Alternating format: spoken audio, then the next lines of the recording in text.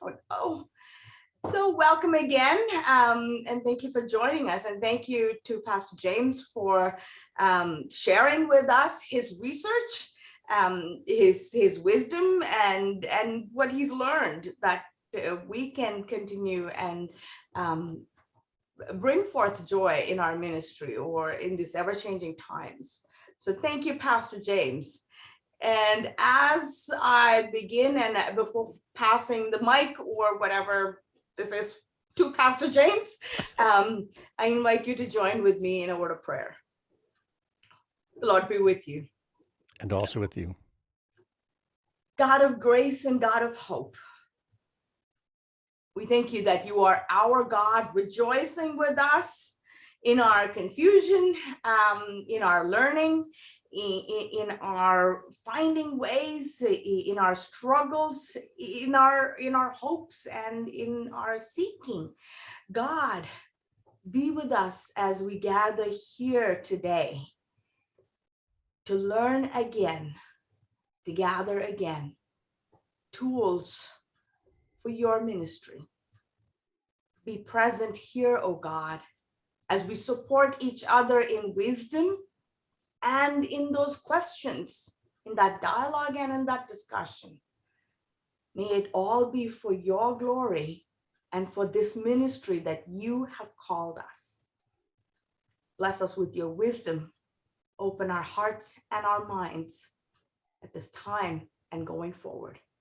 In Christ's blessed name we pray. Amen. Amen. And over to you, Pastor James. All right. So are you going to spotlight me, or is that, there we go. Okay. So I have slides, but they're part of my presentation. So if you keep me on spotlight, you'll be able to see them and read most of them. So if you have questions, you can either put them in the chat, or if it's really a burning question, jump in. Otherwise, I'll take questions at the end. It would be the preferred thing. And there's a ton of material here that I'm presenting today. So if you get a little bit overwhelmed, don't worry, that you have other chances to find some of this information out. But we'll go with that. And if you're coming to a study conference, I'm going to be looking at different pieces of this at study conference. So there might be a little bit of duplication, but it will be different material there as well. So don't worry about that. So this, my journey into this started when I was looking for a topic for my sabbatical, or some things to do on my sabbatical. I was interested in narrative anthropology, which is the how the use of story has shaped culture over history. And I stumbled onto this program, the Master of Arts in Communication and Technology through the University of Alberta. And so it's a program that you can do at distance, and then there's 3-week intensive programs in the spring. And so I thought, hey, this can work. So I split my sabbatical into 2 pieces and did this over 2.5 years or so. I started before COVID was even on the map, and was thrown into the middle, which gave me a very good research topic. And so you'll hear about that. So that's how I sort of got into this. It was a Master of Arts program that was a sabbatical project that got bigger. The title was Preaching in a Pandemic, Online Worship During the Lockdown is the Medium, the Message. So this wasn't necessarily the title I was going to use, but as I started my approvals process, that was the working title, and that's what stuck. So that's how that goes. If you've ever had to get ethics approval from an institution, you know that can be a very onerous process. So it was just easier to leave that. But it does capture what the research actually talks about. So online worship during the lockdown, and also the medium is the message, McLuhan's influence on that. So the problem that I sought to identify or to work out was the pandemic disrupted in-person worship and moving them online. And there was almost no preparation for this. And most churches had never even thought about doing this. My congregation had already started live streaming, but we certainly grew with the rest of you. So it was to look at what happened during that transition, how it was received, and what was learned from the experience. That's the basic problem that I wanted to look at. And to do that, I developed 4 research questions. So the first one was, what actually happened? So what kinds of services were used? What happened in different places? How did that go? Some places did nothing. Some people did quite a lot. What were the experiences of both participants, or users in my case, and presenters or producers? Those are the language I settled on. It's not perfect, but it worked. and what was learned from those experiences. What are the implications for the future of online services and participation in both online and in-person services?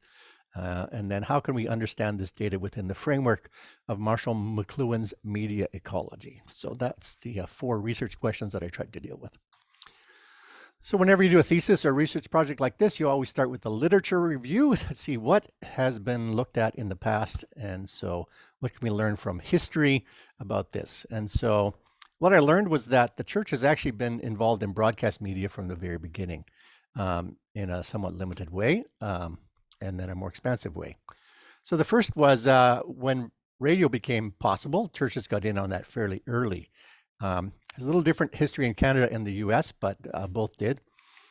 In Canada, early on, there started to be trouble with one particular denomination. I think it was Jehovah's Witnesses that started using broadcast radio stations to run down other religions and other thoughts. And so that was frowned upon, and it made for legislative change that churches could not be granted broadcast licenses. So they could be carried on other stations, but they couldn't have their own network. So that was an initial thing. In the States, they started a religious broadcasting consortium. So they have an association that deals with some of those questions in the States. So the radio started as programs on local stations and then also became national or international broadcasts like the Lutheran Hour, which originated in the States, but was certainly part of Canadian radio. And that was, radio stations liked it because it, number one, generated income, and number two, often gave them Canadian content, which they were looking for. And then once video became available, some churches, less than radio, started to broadcast either on local cable or sometimes on local radio stations. And again, the same thing, or TV stations.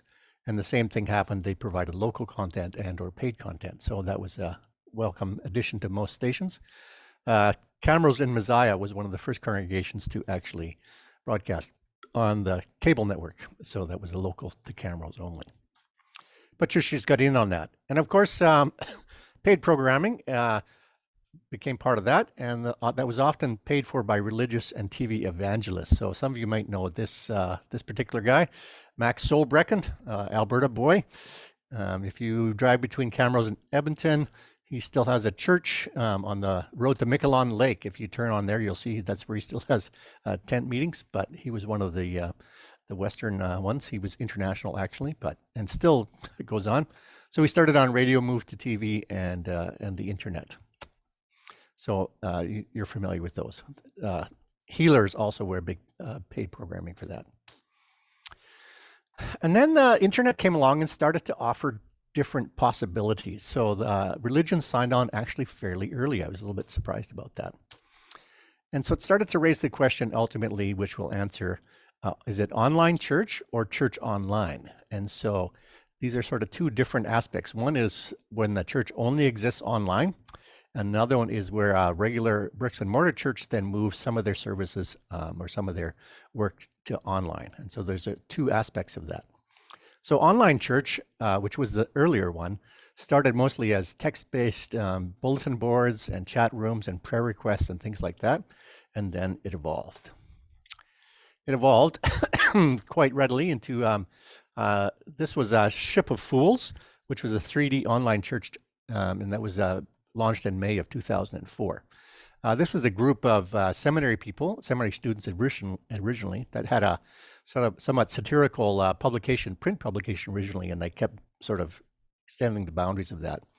Another thing they did was they launched what they called the ARC, which was an internet reality game show where they put contestants together in a virtual ARC for 40 days for a certain amount of time of that and see what happens. So you could interact with them and see what was going on. But there was actual a 3D church launched. That was one of the things.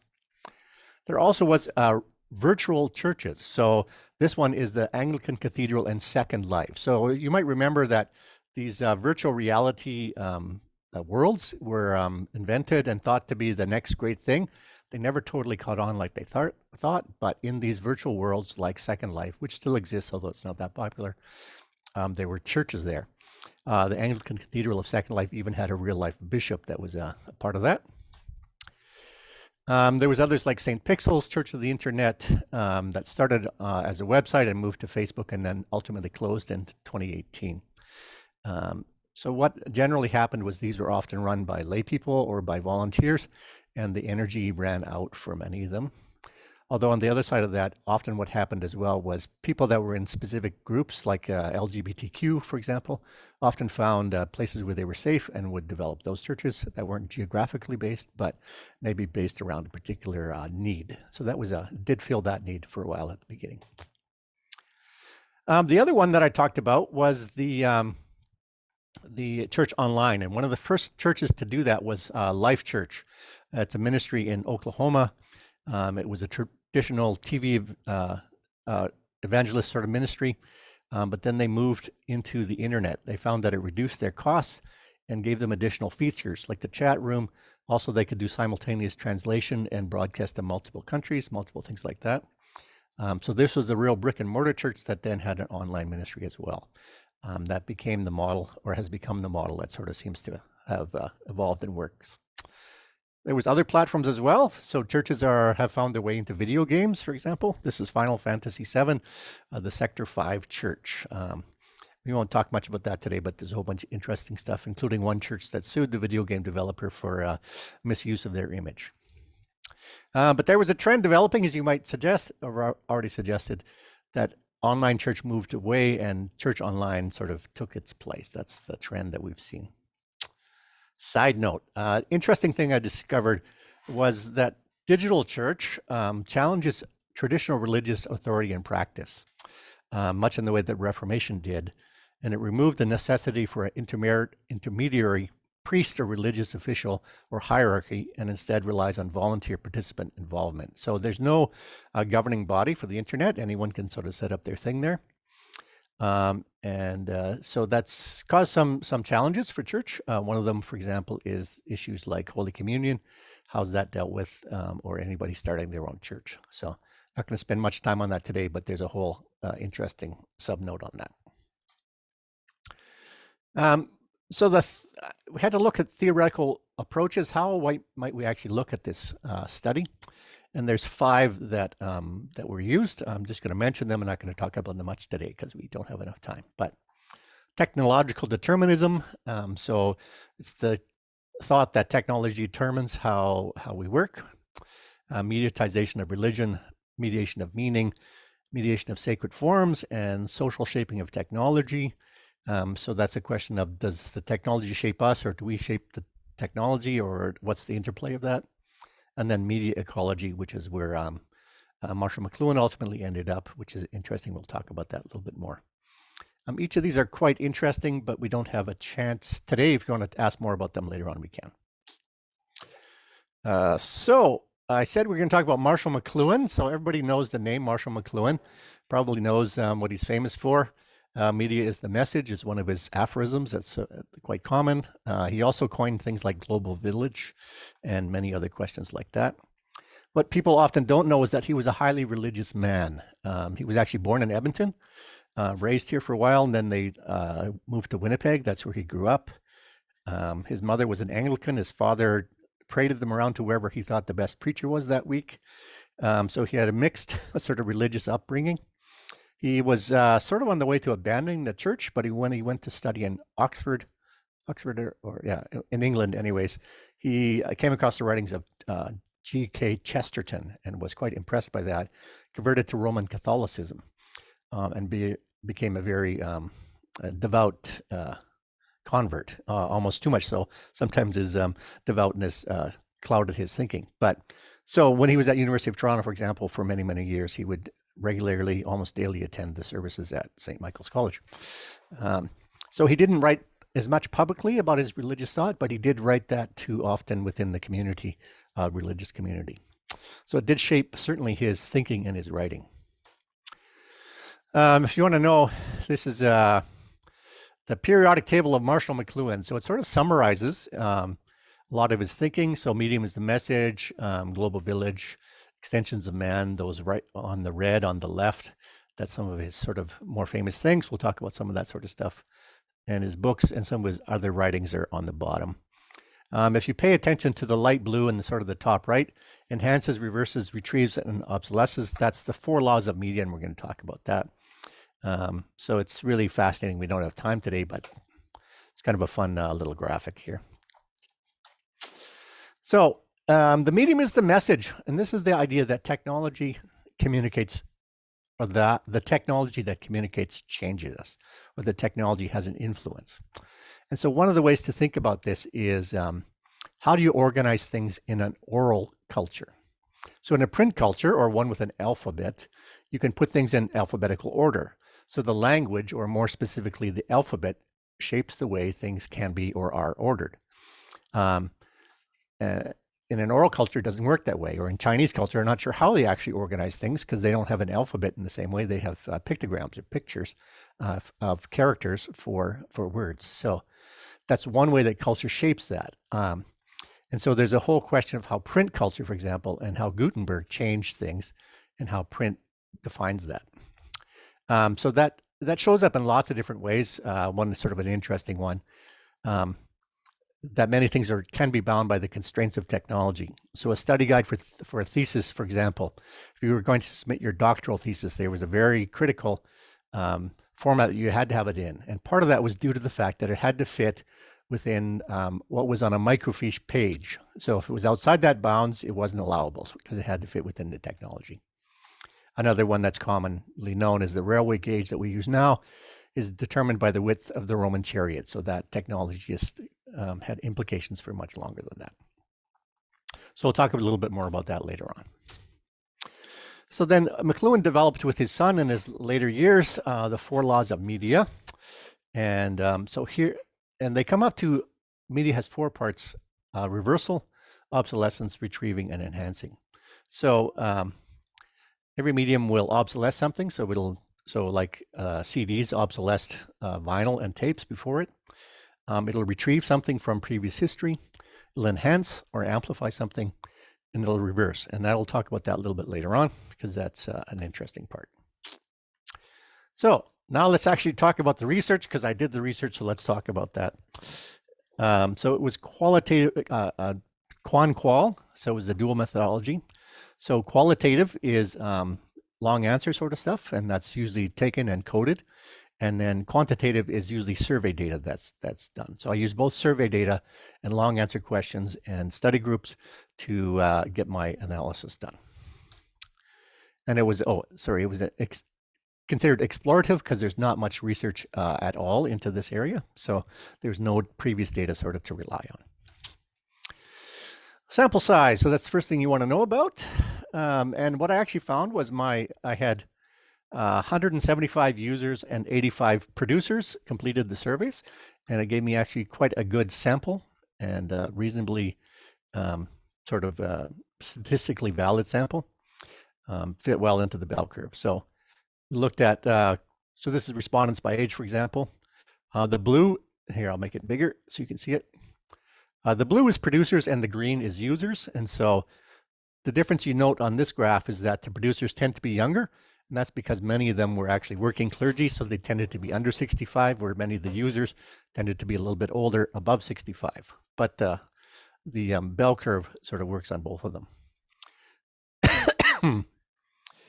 So the things we actually looked at were age range, gender, representation, community size, internet speed, and technical expertise. I'm not going to talk about those today, but we actually got a good representation. Is all you need to know for now. One of the questions, for example, was service times, or times people watched the service.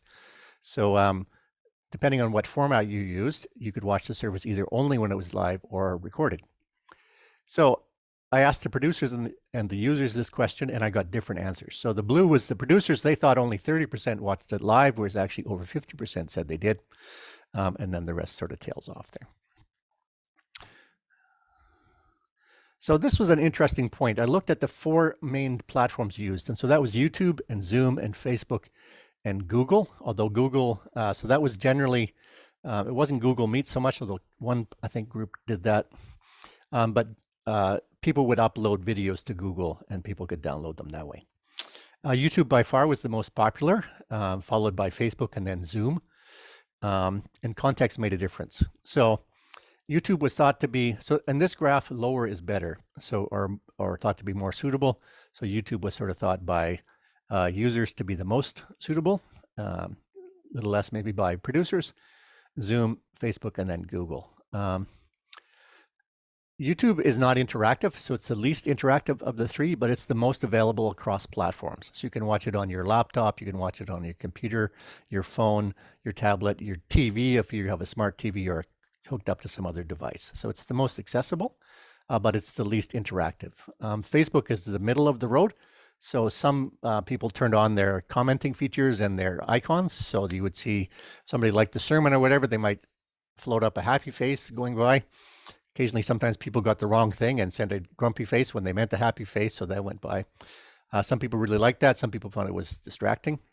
Some preachers watched that and used that for some feedback. And then Zoom generally was most appropriate in a smaller context. So it gave you the advantage of being able to see other participants. But when the service actually started, it was generally just like we are now with the highlighting of whoever was leading at the time. So we looked then at worship participation rates in the different parts of it. So I'm going to highlight this. So the dark blue on the right is the people that didn't answer, and then the light blue is that they fully participated, and as it goes across that graph, it shows more or less participation. So the prelude and postlude was most often skipped or not participated in. Special music was the second, and then sharing of the piece, which was interesting. We'll see a little bit more about that later on. It was also not necessarily highly participated in. Of course, if you're sitting by yourself at home, you don't have an opportunity to do much of that. The sermon was well participated, mostly listening, which is appropriate again. The prayers, the liturgy, and the hymns were all well participated, most fully participated in. So they were, that was the most active parts of it, which you'd expect. So, but some people said they did everything fully. Some people just watched. So that was that.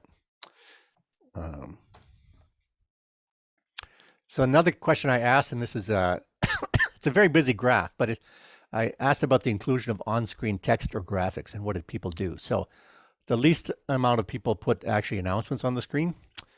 Some people included scriptures to be read.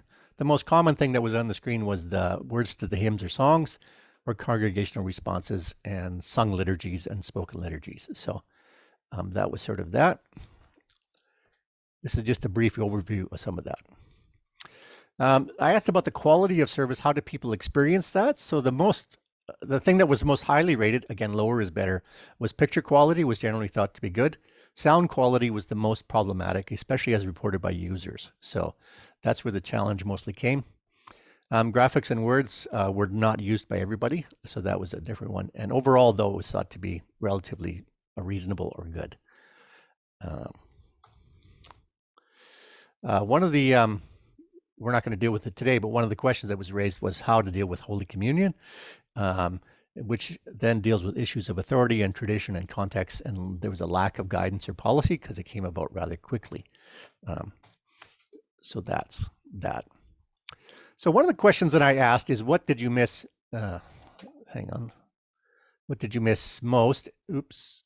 And least. This is things missed least about worship. So, or with online worship. And so you might guess that travel and the associated travel time was the biggest item that people said they wouldn't miss, with 32 users providing this response.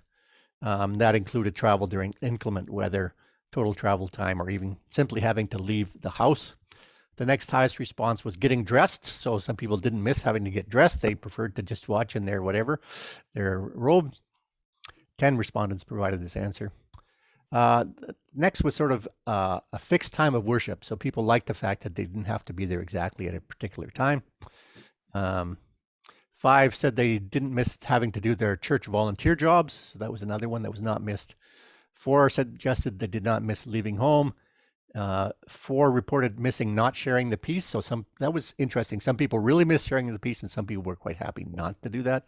Particularly the hugging was mentioned by a number of people. So some people absolutely love that, and some people hate that. So you can figure out which way you fall into that. Some said they didn't miss the hard pews or the chairs. Some said they were not missing being exposed to sickness, not just COVID, but cold and flu, the stiff format, their length of the service, or even figuring out where to sit. So those are things that people appreciated about online that they didn't miss about in person.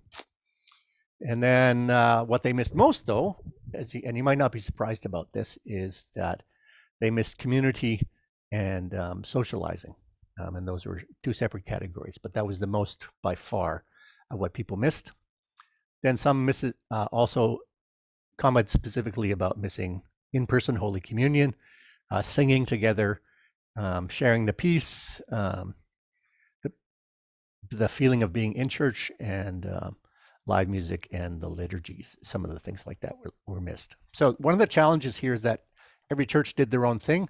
So there's not a way to test for everybody having the same experience, because the experiences could vary quite a bit depending on where you were. Some congregations was simply the pastor preaching the sermon in front of the iPad. Some were full services, and most were somewhere in between that. So there was no way to test for that or to account for that. One of the interesting things that I found was I asked, did you invite someone to an online service? And 56% of users and 81% of producers said yes, they did. Which is highly unusual, because you would be ecstatic if you found that 56% of your people invited someone to a regular in-person service, which just doesn't happen very often. So people were much more willing to invite people to an online service. So that was interesting. So there's a missional component to this that we might want to think about. So people were also more willing to come to an online service because they could be anonymous, they could experience what went on and stuff before having to be in person and potentially be embarrassed. This was another thing that was quite interesting. Do you know others who didn't regularly attend church who watched online services? So anecdotally, we started to hear reports of people that weren't in church regularly, if at all, but were regular online. And so sometimes this was spouses of church members. Sometimes it was people that had fallen away. Sometimes it was just other people altogether. And so 35% of people and 74% of producers said, yes, actually, we know of people that were watching online that didn't ever watch in person. So that's a really interesting sort of fact about that. We could spend some more time exploring that. Then I also asked about what do you think is the future of streaming and services? And so these were divided up a couple ways. So the first one, A, was do you think your congregation will continue with online services when COVID-19 restrictions are lifted? And so most people thought yes, more producers than congregational members.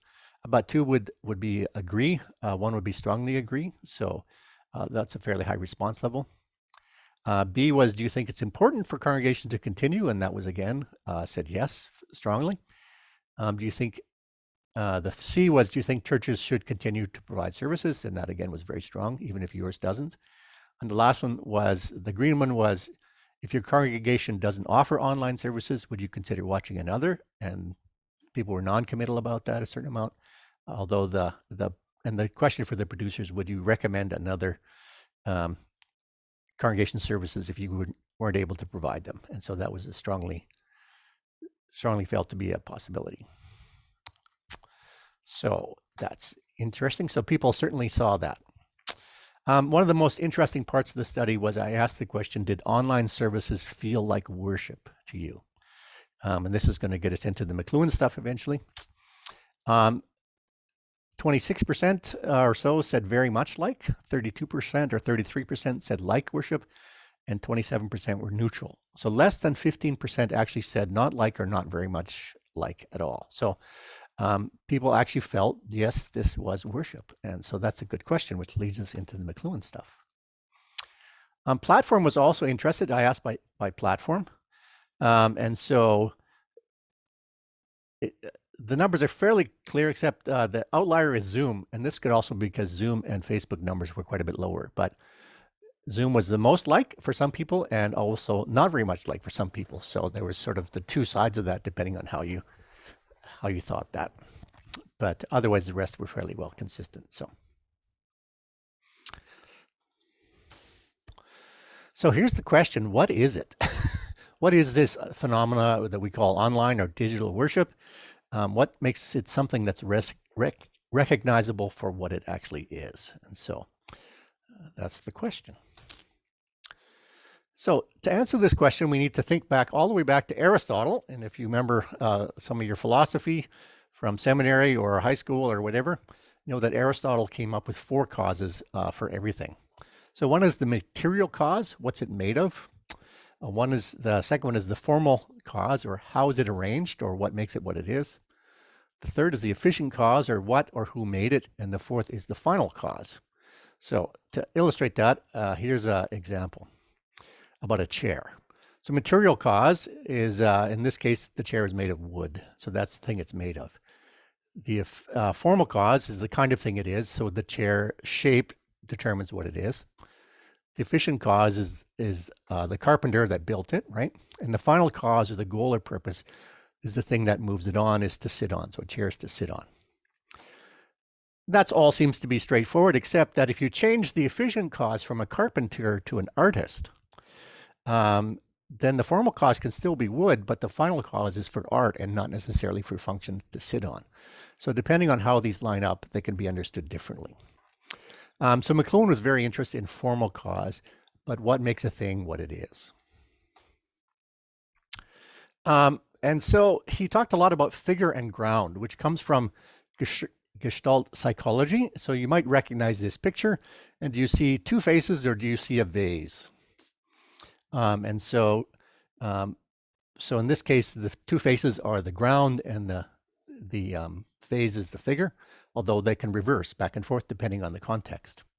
So ground is generally considered to be the context for McLuhan, or the media, and figure is the content of it. So that becomes relatively important for us. So it's what makes you, for example, able to come to a worship service or come to an event in a church and recognize that this is a worship service, or recognize that this is a concert. And the ground generally fades into the background, but it allows the figure to come forward. So even though the words change every week, we can still recognize it as worship because it corresponds to this ground sense that we know what a church service is about. And then this is where the 4 laws come into being. So reverses, what happens when something is pushed to its limits. So that Gestalt picture of the vase, or the faces, which do you see? And it reverses back and forth when it's pushed. Obsolescence, what made it obsolete? It retrieves something and it enhances something. And so these 2 are generally considered the figure qualities on the left and the ground qualities on the right. And so this is how this, for example, can be developed. Now, McLuhan, when he talked about these are called tetrads. They're never a final answer, and they can always change, but they're a way to think about things. And so this is one that was developed by Jarsh for social media. So he talks about extension. So social media extends human relatedness. So it's ridiculously easy group forming. So if you click like on Facebook, you will be part of a group whether you want it to be or not, right? So it's easy to do that. What is it? Obsolesce, long form reading as a luxury. So that does that. What does it? Retrieve the intimacy of oral discourse, especially with emoticons or emojis. And what's it reverse into? Constant outrage. So gaslighting and doxing, right? For happens in social media. So it extends something, it obsolesces, retrieves, and reverses something. So you could argue about these individual points, but it's a way of thinking about that. So then I developed some for online church. So let me click that. So what is it? Retrieve, bottom left corner. You can go any way. There's not a one way to look at these. Worship in the home. So the intimacy of a small gathering in intimate spaces. So that retrieves what the early church often started as, worship in the home, or even the Jewish faith, where many of their services or observations were done in the home. What does it enhance? So it enhances access and safety. So worship can happen when and where you want in a safe environment. Any space or room can actually become church. That's what it enhances. What's it obsolesce? Personal perspective. So the camera chooses what you see and everyone sees the same thing, as opposed to when you're sitting in the building and you may not be watching the preacher, but the kid down on the third row over. But it also obsolesces time and distance are no longer relevant. So you can watch it whenever it's available. and it doesn't matter if you're in the same room, you can watch it anywhere. So time and distance are obsolesced by the technology. And then figure and ground reverses. So this is what I was talking about. The cycle of ground figure reversals is established. So you can feel comfortable watching on TV or wherever it is, and you'll feel like you're part of that in church. But then if you have a technical glitch, that suddenly will shift it, and you'll be focused on the technology and not necessarily on the content at that point. So technical difficulties can cause a ground figure flip. But this is the important one, the interesting one. Instead of coming to church, church comes to you. So that's a reversal as well. So before in-person stuff, we all have to gather. We have to come together. In online church, the church comes to you. Interesting thought. When McLuhan did one of these for the telephone, for example, he said, in this figure ground reversal part, he said, the telephone allows you literally not corporally, so not in body, but allows you to be two places at once. So online church allows the church to be anywhere and everywhere at once. It's an interesting thought. And this is a more specific one for Zoom. I did them for some of the different platforms. So there's some similarities and some differences. So community and safety are enhanced. Worship happens in a visually present community while remaining safe. But it can be limited to those with the code. So it's not as open as, for example, YouTube might be or Facebook. Worship in the home is the same. Distance and shared space perspective is still limited. However, you also see other participants on the screen during worship.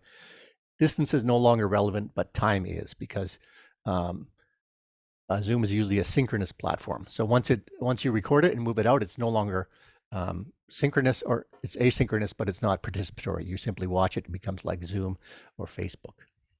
And the figure ground reversal is established. So the top one, church is everywhere and everyone is everywhere, is sort of an interesting thought about that. So we're going to talk more about some of those things at study conference, but we're going to move on to this thing, which is hybrid worship, which is where we're ending up for many congregations. So that's both online and in person. And there's some considerations. So context matters very much on this. Not everything works everywhere, and so you have to consider context as this goes along. Quality also matters. So attention to detail matters in this if you want to have a good product. And balance between in-person needs, at-home needs, and all those sorts of things. So you have to find a balance to that. And that's can be more challenging than you think. What platform do you want to use? So do you want to use YouTube? Do you want to use Zoom? Do you want to use whatever? They all have pros and cons. And so it's a matter of finding which one works for you and your context and your capabilities. Cameras and related issues. So where are you going to put the cameras? It's okay. It's different when there's nobody in the room, when there is people in the room. Are the cameras above the presenters or below? And what are some of the related issues? So for example, at Hosanna, our cameras are mounted at the back above where people are. And we found that when people were reading, if they're reading off the text below, then all you saw was the top of their head because the camera was looking down on them. So you didn't notice that when you're sitting in the congregation because you're looking up at the people, but in camera looked worse. So our solution ultimately to that was the development of a teleprompter system, which we now use all the time. But that was one of the unintended consequences of camera placement. Audio is a big one, particularly because the needs for in-house and the needs for online are different. So we have an organ, for example. You don't need to amplify that in-house, but you need to have that recorded so people at home can hear that. So you need two separate mixes, and that can get confusing as well. Depending on your cameras, there can be a time delay, so you have to line those up because the brain doesn't like it when the mouth moves and the sound doesn't come till half a second later or a quarter second later. Staging and blocking. You have to think about sight lines. What's going to fit? What's not going to fit? Holy Communion, how are you going to do that? What's the timing going to be? Or people coming up to speak, for example, and read. Often what happened in the old days was you would announce it, and then the person would get up out of their seat if they're going to read, for example, move up to the lectern, and then read, which is fine if you're in person, but online that's dead air space, and it's just deadly. So you have to think about differently. Things generally have to move along more. And just watching people stand up and line up for communion is quite boring on TV. So again, you have to make those adjustments and think about that. Community is also a challenge. So it's harder to maintain community in an online environment. So how are you going to do that? So some of the things we did, for example, and continue to do, is recording people in their homes, having as many members of the congregation present in different ways as possible. We've also started connection groups to try and keep people sort of connected to a small group, things like that. So that's going to be a challenge for the church moving on, is how do we maintain community or build community in an online sort of environment. So I thought this song was over. We thought we were going to be, most people thought COVID would be over by the first fall of the first year. Well, that hasn't turned out to be, and nobody knows when it's going to be over. But now that's been going on 2 years, that's changed things permanently, I think. Things are never going to go back to the way they were before. So we need to think about how are we going to exist in the future and do that. So we need to move forward. So some possibilities for future research is different sample methodology, post-pandemic follow-up. If we ever get to a post-pandemic period, it would be good. So McLuhan in 1968 was reported to have said, "Come into my parlor," said the computer to the specialist.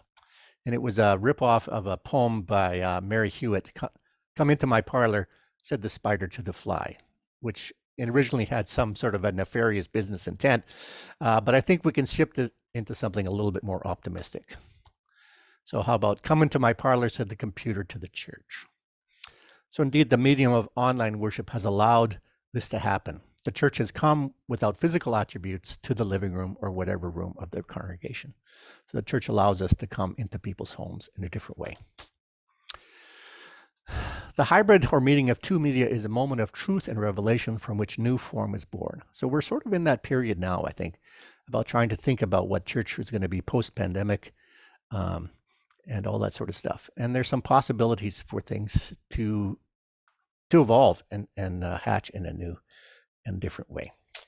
So thanks for your attention. I'll take some questions. That's 212 pages of thesis combined into 20 some minutes, or maybe I was too long, half an hour. But so that's just skimming the surface of most of this, but hopefully give you some pause for thought. So I'll turn it over to Prema at this point, or I'll entertain any questions. You can take me off spotlight if you want. Well, thank you, Pastor James. I will remove spotlight, and please unmute if you are wanting to make a comment or ask a question. There is a comment from Joy Berg. That was excellent, James. So thank you. Thanks, Joy. My thesis, I did send it out. It's available. So if people are interested in or want to read it, you can look at it if you're interested. Or if you want, you can contact me and I can send you some stuff. So. And I'm hoping that would respond. That's an appropriate response for your question, Don, if you can get a PDF of the thesis. Yeah, you can. So just email me and I'll give you the link to that. So. James, do you mind including your email address on the chat so people Sure. have that information if they need to connect with you? If you don't get the McLuhan stuff, don't feel bad, because McLuhan is really sometimes hard to digest. I know I went from periods of time where thinking he's absolutely brilliant on one hand to thinking this is total BS on the other side. So you waffle back and forth sometimes, but the more you get into it, the more interesting it becomes. So hopefully at study conference, we'll be able to get into that a little bit deeper. A few more comments from Olaf. Thanks, James. And Tammy says, thanks, James. That was fantastic. Lots of information to sift through, very helpful. And Richard mentioned superior presentation, especially the articulation of the philosophical underpinnings, that is Aristotle and McLuhan. So hopefully you'll like some of the study conference stuff. We'll talk about hot and cold media and various things and get a little bit more in depth into some of these questions. Richard, go ahead. Yeah, just a question. I was one of those who filled out the survey that you sent. Yeah. So what was the uptake on the survey? And by the way, was this survey done simply among Lutherans, or was there a broader audience? Can you say something about that? And sure. Yeah, and the number. Yeah. Mm-hmm. Yeah. So the sample originally started with Lutherans, but it was because it was on the internet, it went farther than that. So, but I had most access to the Lutheran Church, so that's where I mostly advertised it. And then I encouraged people to send it on. So I know that it was international. It was filled out by people around the world. I've actually been contacted by people from Australia and Europe that are interested in some of the work. And so I didn't ask those specific questions, which denomination, because I wanted it to be anonymous, but I know that it was filled out by a number of different people. So it's like a popcorn sample in that respect, so that one moves to another, moves to another. It's technically considered a convenient sample, although it also has elements of being a purposive sample. So there was an intended audience, and that was Lutherans primarily because I know them the best. So there was 175 users that filled it out and 84 clergy that filled it out, or ordained people. I don't know if that answers your question, Richard, or not, but. There was a question or a comment from Don. Don, go ahead. Thank you. I just wanted to kind of introduce our experience at Advent in Calgary. We've been using Zoom right from the beginning, and I was surprised to see how well it works, because you can open it up ahead of time and people can interact and socialize. Yep. And then leave it open afterwards. And again, people can interact and socialize. And sometimes it can get very, well, I was going to say personal, but people can really help each other when they have that opportunity. So I certainly am a big proponent of Zoom as the tool to broadcast and record the service. We have people from Southern Alberta, Waterton, somebody from Vancouver who used to be a member of our church, and she tunes in. We have an Anglican person from Corner Brook, Newfoundland, and we have somebody from Brazil. So, I mean, this gives them the opportunity to not only worship with us, but also to interact before and after the service, which is kind of cool. So, Yeah, that was.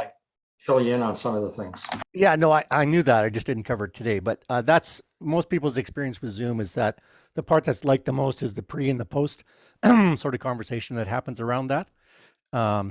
We actually use both. We use YouTube for the actual service, but we have often events that we have Zoom on. So Adult Forum, for example, we'll do on Zoom afterwards, or we've had Zoom meetups. So congregations have actually done some pretty creative things around trying to keep people connected. So that's part of that pro and con, again, depending on which platform you use. So yeah, we also use the meeting rooms for Sunday school before the service. Yep. And we use it for everything, board meetings, for we have a men's breakfast once a month. We have a joy group for seniors. We have all kinds of groups, and they are using Zoom consistently. Now, one of the things we are doing is we do have you have to have the ID and password, but we're not changing that password. The thinking I have is that our door is open all the time as a building, so why shouldn't we keep our Zoom open all the time? Fortunately, we've not had any what would you call it? Anybody joining that caused any problems. So we keep an eye on that, but fortunately it works. Yeah, that's one of the concerns is trolls, right? That with some of the other media things. And so that's from what I experienced, most people haven't had much of that or very little of that, but that is a possibility. So that's where some groups have turned off comments, for example. So so that's an interesting. So again, there's not that any one is perfect or not. They all have pros and cons, but we use Zoom for all our meetings and stuff too. So I think most congregations are using Zoom at some level, or Google Meets for that, but that's how it goes. Thank you.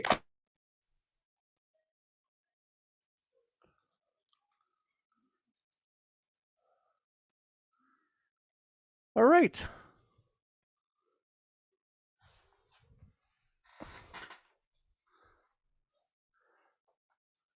So is that good for today? Any other thoughts? So.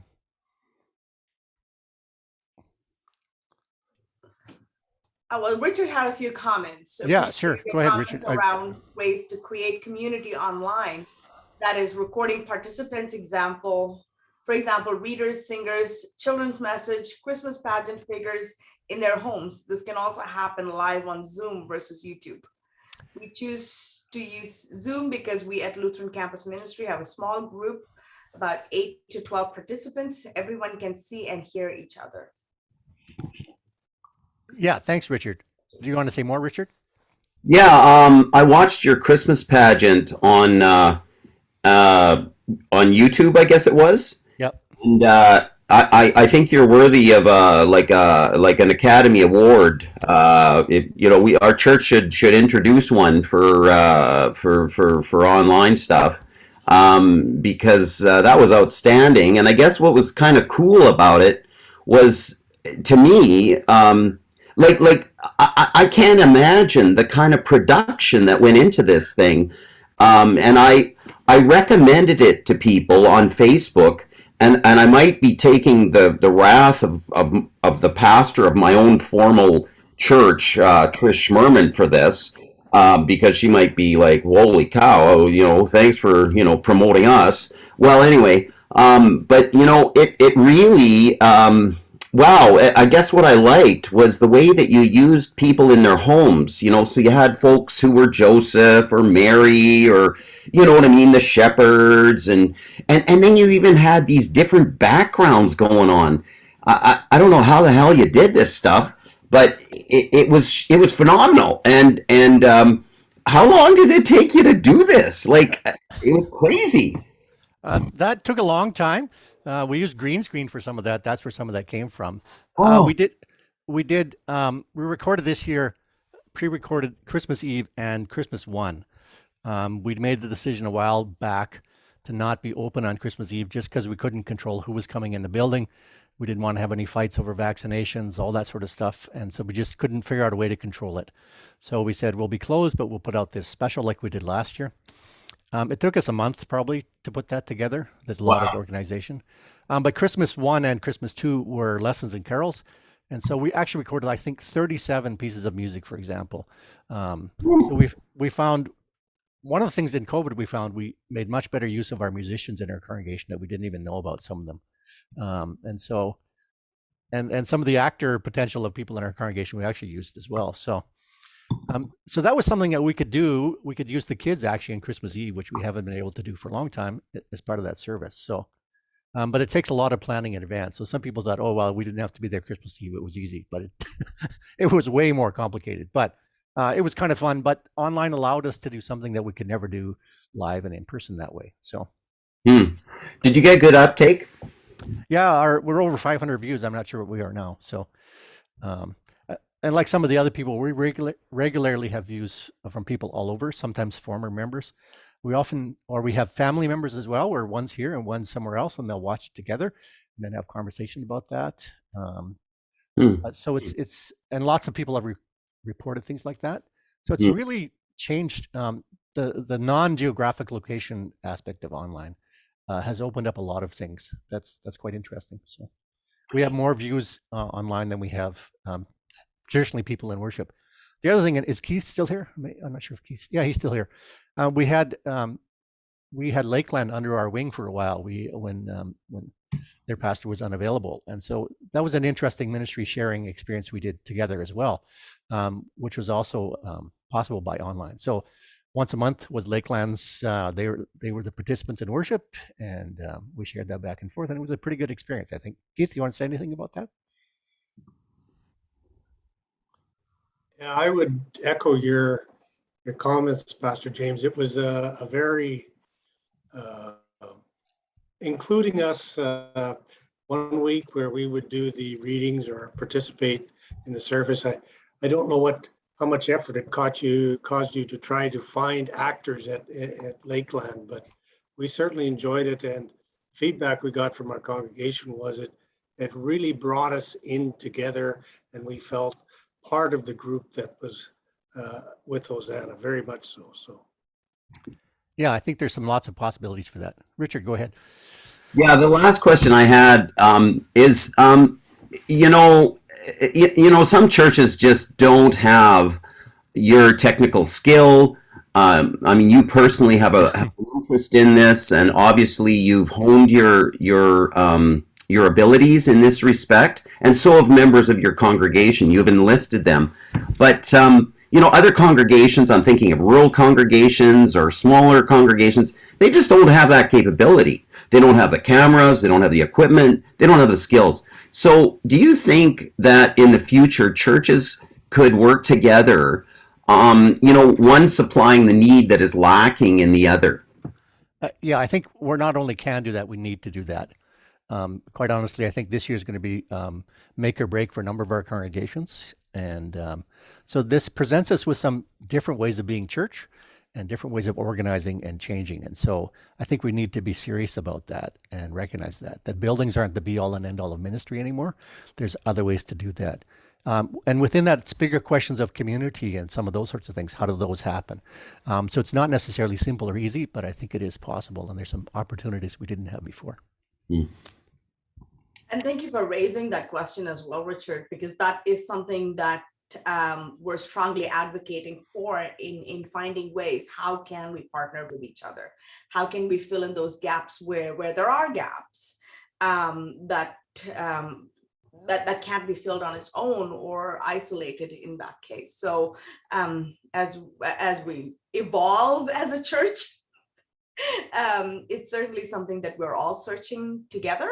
And it would be a good dialogue, if I may say so, in your own areas too, in saying, how can we partner? How can we be in this specific area or in this ministry together, to support each other, to support where there are no roster leaders? It was wonderful to have that partnership between Lakeland and Hosanna, and that was a trial. So the distance did not matter in this case, which was beneficial and wonderful way of building that relationship and bringing us together as a church. So thank you for that. And I am aware that we are coming close to the end of our time, but I do also want to ensure that voices are heard. Just wanting to open up space for final comments or questions at this point.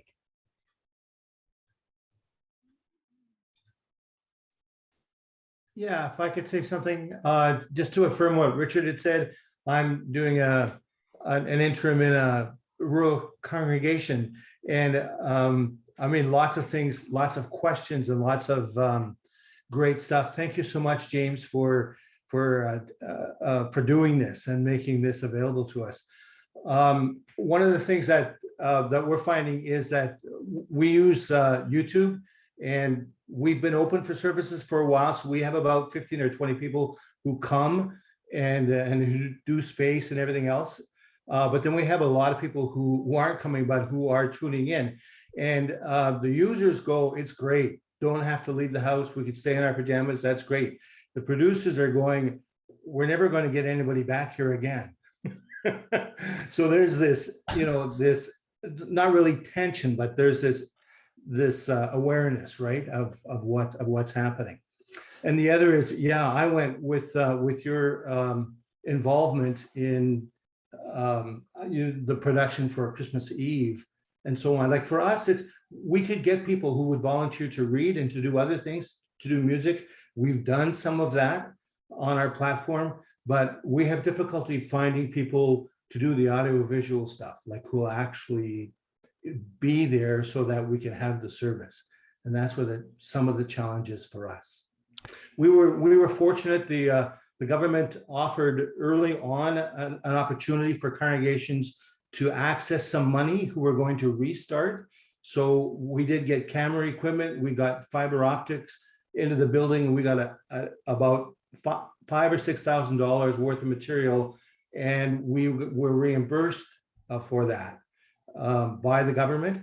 And so that launched us. So we've got some pretty good equipment, but lots of things that still need to be adjusted and worked on.